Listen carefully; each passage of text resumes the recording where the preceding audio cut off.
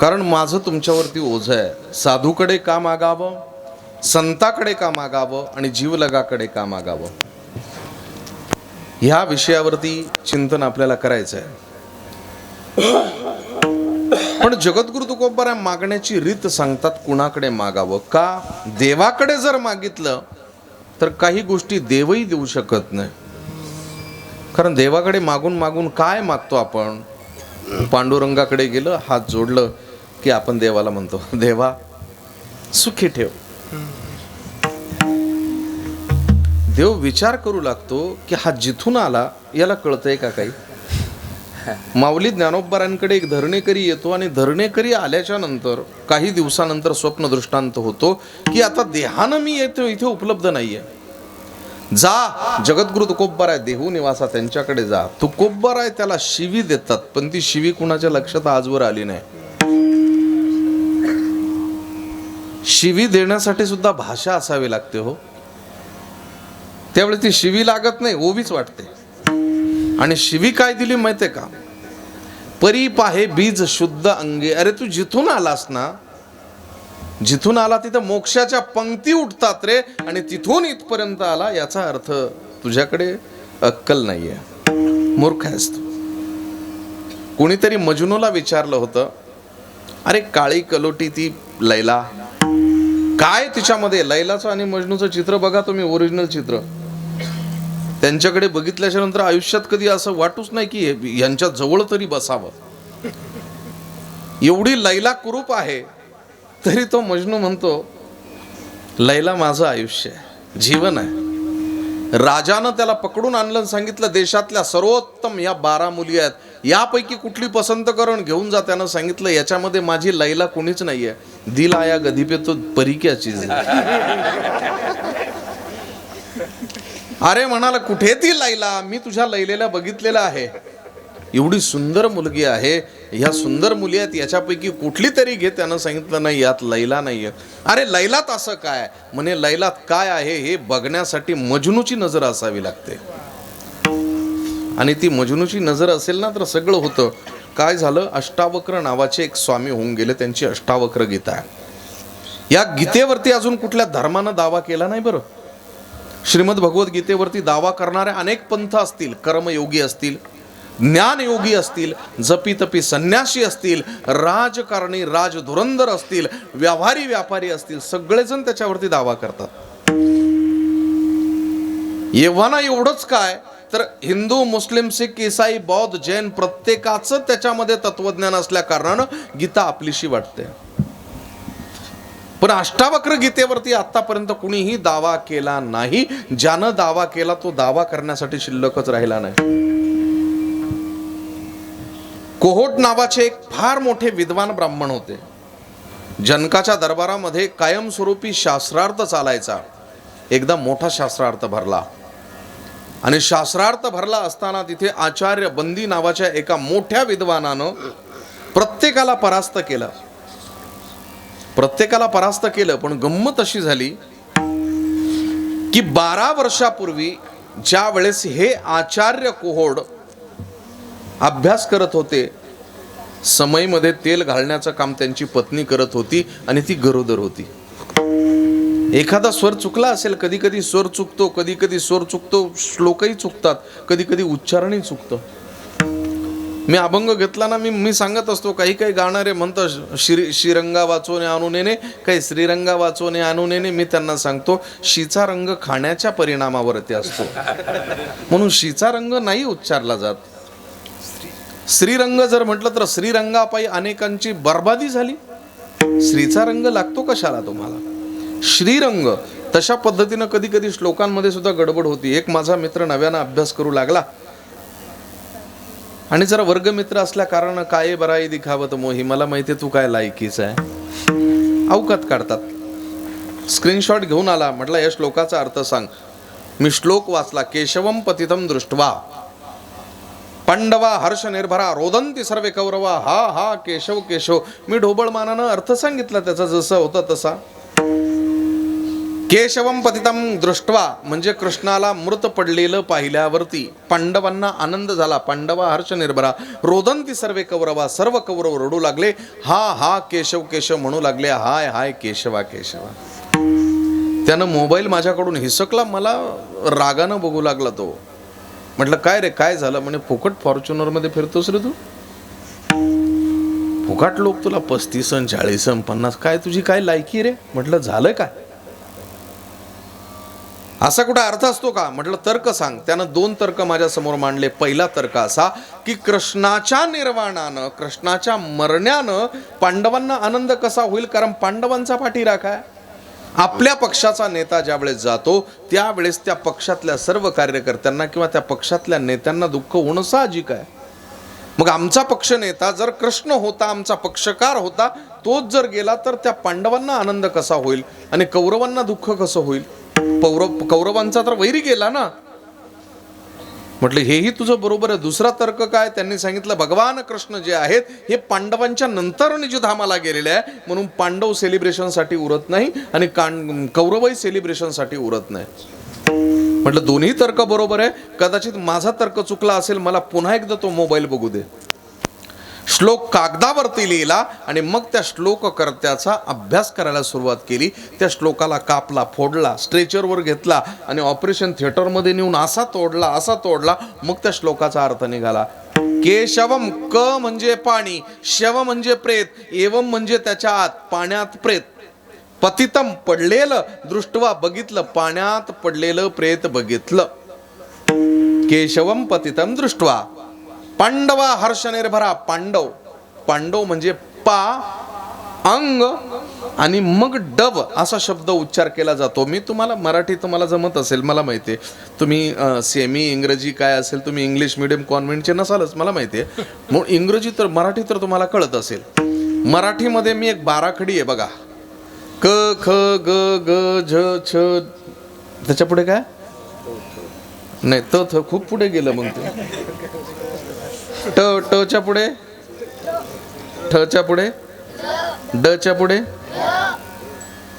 टच्या पुढे, डच्या पुढे, डच्या पुढे जे कुणी ढ म्हणतो तो स्वतः ढ असतो. कारण डच्या पुढे दुसरा एक ड आहे आणि त्याच्या पाठीमागे एक बिंदू आहे. त्या डचा अर्थ बऱ्याच लोकांना कळालेला नाहीये. आता बहुधा खूप लोक, आचार्य लोक गीता पाठ करून घेतात, संथा देतात, संहिता देतात आणि मग ते श्लोक, मी शास्त्रीय, मी पंडित आहे म्हणतात, पण त्यांना अजून संस्कृतची बाराखडी माहीत नाही. आई ओ न रे लोक ए ऑंग ए ओच हाय अवर अटाला ना वगैरे नाही माहिती अजून कोणाला. त्यामध्ये ए ऑंग, ऑंग जो शब्द आहे ना तो डच्या पुढे टिंब असला की ंग उच्चार होतो. त्याचा ंग असा उच्चार होत असतो. म्हणून पाण्याच्या अंगानं म्हणजे पांडवा हर्ष निर्भरा. त्या पाण्यातल्या जलचरांना आनंद झाला कारण पाण्यात प्रेत पडलं. आमची मेजवानी. रोदंती सर्वे कौरवा, सर्व कौरव रडू लागले. कौ म्हणजे कावळा, रव म्हणजे आवाज, कावळ्यासारखा आवाज काढणारे कर्कश प्राणी जे मांसाहारी असतात ते रडू लागले, म्हणू लागले अरे अरे पाण्यात पडलं. हा केशव पाण्यात पडलं. त्यांची मेजवानी झाली. तीरावर पडलं असतं तर आमची मेजवानी झाली असती. म्हणून एखादा शब्द चुकू शकतो उच्चारणामध्ये. बरेचसे लोक श्लोकाचं चुकीचं उच्चारण करतात.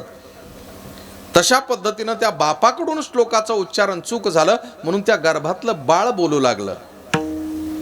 ते बाळ म्हणतं बाबा स्वर चुकतोय. म्हणे माझा स्वर नाही, माझी चूकच झाली, तुला जन्मालाच घालायला नको होतं. अरे मूर्खा, बापाच्या चुका काढतोयस काय? अरे अजून पोटातच आहे तर एवढी वाकडी बुद्धी, जन्माला आला तर कसा होईल? 8 अंगानं वाकडा होऊन येशील. नाव झालं अष्टावक्र.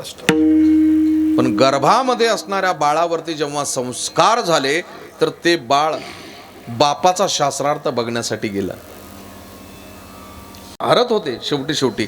आणि मग ज्यावेळेस हे बाळ गेलं, बाळ गेल्याच्या नंतर सगळेजण ह्याच्याकडे बघून हसू लागले.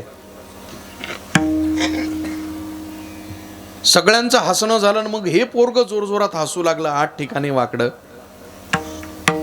राजा जनकानं एकच प्रश्न विचारला, बेटा हे तुझ्या शरीरावर हसतात हे बरोबर आहे, पण तू हसला कशासाठी? तो म्हणाला इथे चमड्याच्या बाजारात सत्याचा न्याय सुरू आहे, सत्याची चर्चा सुरू आहे. हे सगळे चमड्याचे व्यापारी आहेत आणि यांनी सत्याचा निर्णय करावा. सभा संपली. राजा जनक त्यावेळेस काहीच बोलला नाही. दुसऱ्या दिवशी ज्यावेळेस जनक राजा आपल्या रथामध्ये नगर प्रदक्षिणा करत होता त्यावेळेस या बाळाला बघितलं, रथातून खाली उडी मारली, दंडवत घातला, आपल्या घरी नेलं, सिंहासनावर बसवलं.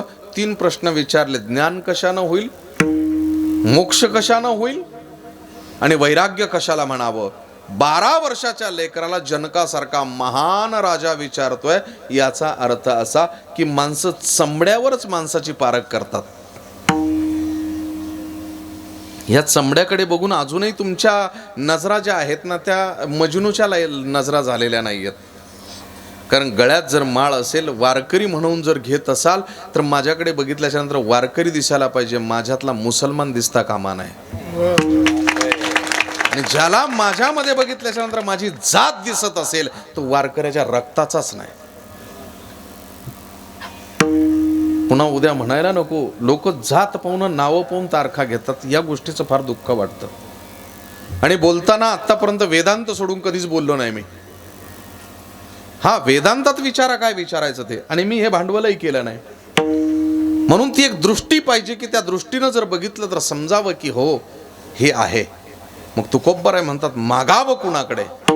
कृपावंत उपाधी दिली ह्या तिघांकडे मागितला. आता तुम्ही कृपावंत साधू संत जीवलग, साधूकडे मागावं, संताकडे मागावं आणि जीवलगाकडे मागावं. का, याची कारणं आहेत.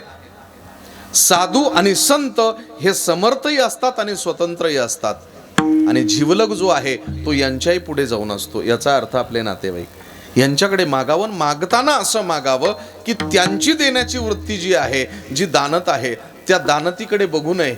आपण आपलं मतही मांडू नये, फक्त त्याच्यावरती निर्भर ठेवावं.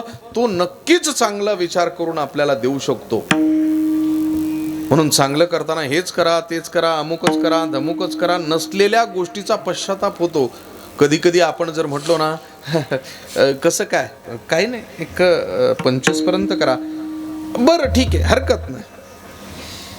विचार करू लागतो माणूस, अरे 25ला जर हा माणूस लगेच ओके म्हणतोय याचा अर्थ 35 पर्यंत नक्कीच हो म्हणाला असता. मग आपण बोलून काय, अरे मिळालंय, जर 21ची आशा असताना सुद्धा 25 मिळाले तर 4चं जे आहे ते 4चा आनंद उपभोगण्यापेक्षा नाही मिळालेले, मिळू शकत नाही, आपल्या अधिकाराचे नाहीये, त्या गोष्टीवरती खंत करून मिळाल्याचा सुद्धा आनंद नष्ट करतो माणूस. याला म्हणतात माणसानं मागताना आपली बुद्धी वापरू नये, दात्यावरती सोडावं. म्हणून जगद्गुरु तुकोब्बराय सांगतात, माझं ओझय तुमच्यावरती, कसं करायचं ते तुमच्या तुम्ही करा. अभंगाचं 2रं चरण.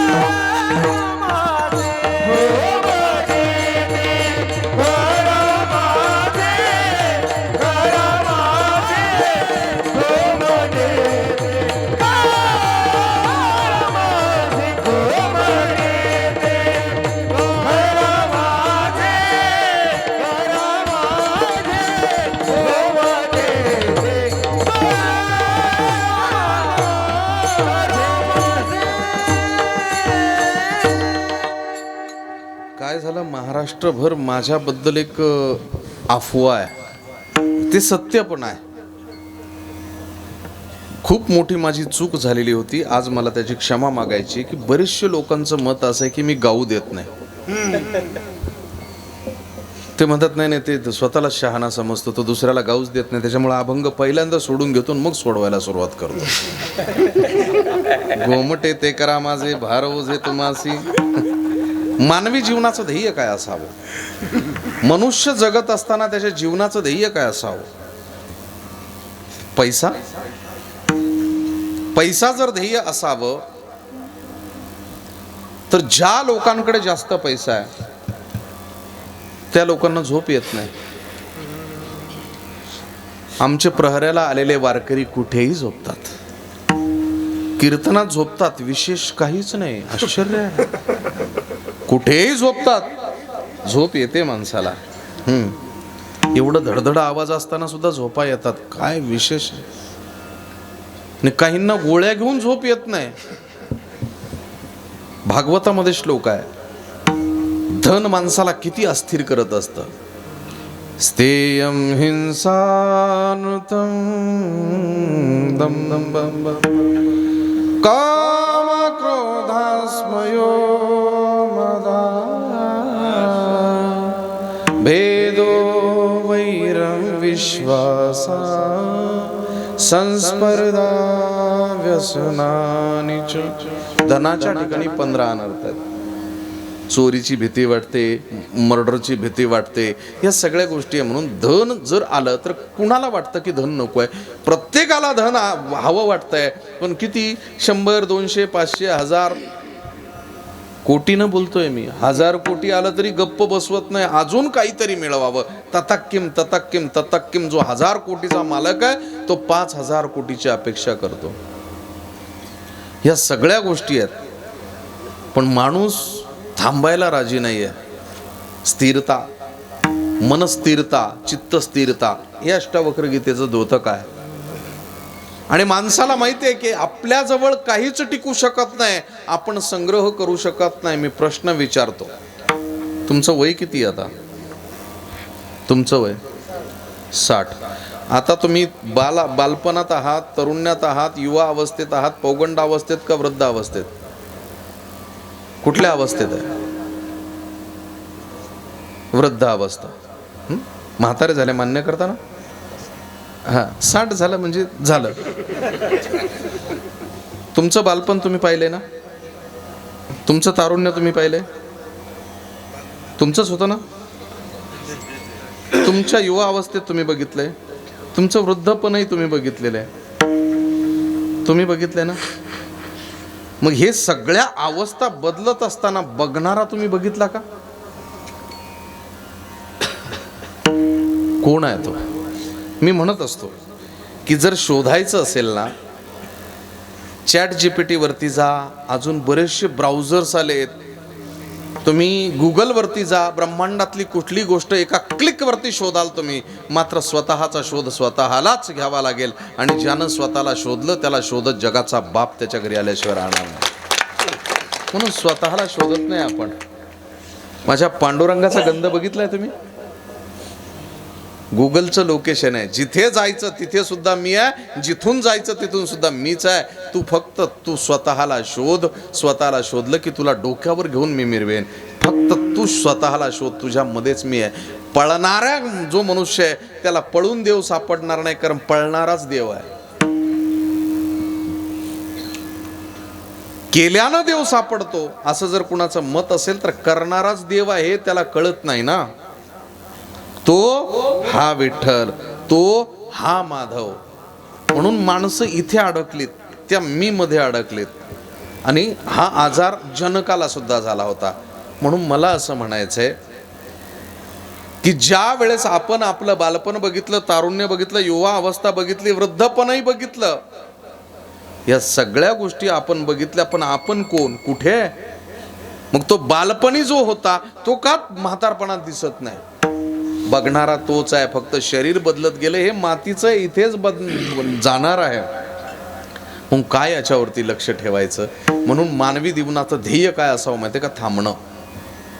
एक कथा सांगत असतो मी कधी कधी. बिल्व आपलं हे अंगुलीमाल नावाचा एक खूप मोठा डाकू होता. त्यानं काय ठरवलं होतं की मी 100 हत्या करीन, तो तेव्हाच माझं टार्गेट पूर्ण होईल. काही टार्गेट करतात लोक.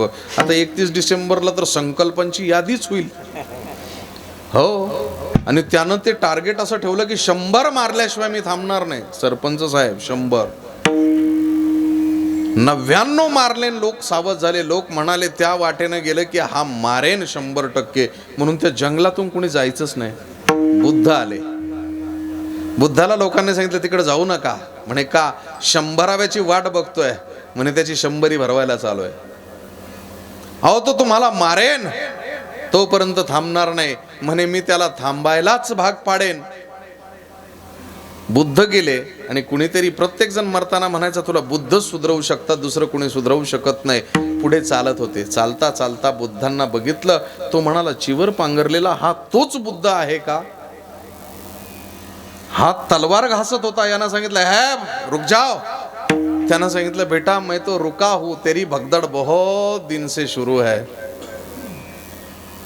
काय वेडा माणूस आहे. अरे मी एका जागी बसून तलवारीला धार लावतोय आणि हा चालतोय आणि हा म्हणतो तुझी धावपळ सुरू आहे. ए थांब, तिथे साधू आहे म्हणून जरा मी नरमाईने येतोय, तिथेच थांब. बुद्ध म्हणतात मी थांबलोय, तुझी धावपळ बंद कर. त्याच्या लक्षात आलं अरे हो, 100 पूर्ण करून नेमकं मिळवायचं काय आपल्याला, काय प्राप्त होणार आहे. पुन्हा आपण 200चं टार्गेट ठेवू, पुन्हा 500चं ठेवू, पुन्हा 1000चं, पण हे सगळं करून मिळणार काय. माणसाकडे पैसा खूप येतो, प्रचंड पैसा येतो, पण काय होतं माहिती आहे का, कुठल्याही वस्तूचं आकर्षण फक्त प्राप्तीपर्यंत असतं. वस्तू प्राप्त झाली की आकर्षण संपतं. आत्ता मुंबईला होतो मी 2-3 दिवसापूर्वी. एक वेटर आला, फॅमिली सोबत होतो. वेटर आला आणि त्याचं असं बाहूवर गेली. म्हटलं और थोडा ऊपर खिसकाव. त्यानं वरती केलं. म्हणे मी मराठीच आहे. म्हटलं मराठीत बोल मग. म्हटलं हे काय? म्हणे झक मारी. 57 कट मारले होते त्यानं. म्हटलं काय नेमकं काय? म्हणे कट मारण्याच्या ऐवजी झक मारली असती तर चालली असती वो. म्हटलं झालं काय? अरे जिच्यासाठी मी हे कट मारले तिनं कट कट कट कट करून माझं जीवन हैराण करून ठेवलंय. ती मिळावी ह्या आशेनं मी एवढा धावपळ करत होतो, पण ती मिळाल्याच्या नंतर मग कळालं की अरे रे रे रे रे मी उगाच धावपळ केली. ज्या वेळेस मी नवीन नवीन कीर्तन करू लागलो ना, लोक मोठ्या गाड्यांमध्ये फिरायचे, मी बाईकवर फिरायचो. मला वाटायचं कधी 4 चाकी होईल. एक छोटीशी नवी गाडी घेतली, मग दुसरी गाडी बाजूनं गेल्याच्या नंतर विचार करायचा ह्याच्याकडे तर ही गाडी कधी येईल. असं करता करता फॉर्च्युनरला आली आणि आता 1-2 महिन्यात लिजेंडर येते. अजून थोड्या दिवसानं विचार करेन मी आता विमान घेऊ का हेलिकॉप्टर घेऊ. माझ्या इच्छांना बंध नाहीये ना, बंध नाहीये. माझं जे मन आहे ना ते स्थिर नाहीये. त्या मनाला स्थिर करण्यासाठीच परमार्थाची आवश्यकता असावी. आणि ते जर स्थिर करायचं असेल तर तुमच्या मनाला स्थिर करणारं एका ठिकाणी एकच चुंबकत्व आहे, ते म्हणजे भगवंताचे पाय. तिथेच ते स्थिर राहतं, दुसरं कुठे स्थिर राहू शकत नाही. मग त्याला भगवंताच्या पायाजवळ न्यावं. आता त्या पायाजवळ नेल्याच्या नंतर सगळ्या आशा अपेक्षा सगळ्या संपून जातात. तर ते बुद्धाची कथा सांगत होतो मी. त्या अंगुलीमालनं जवळ आल्या आल्या लगेच सांगितलं मी चुकलो, मला क्षमा करा, चल. घेऊन गेले.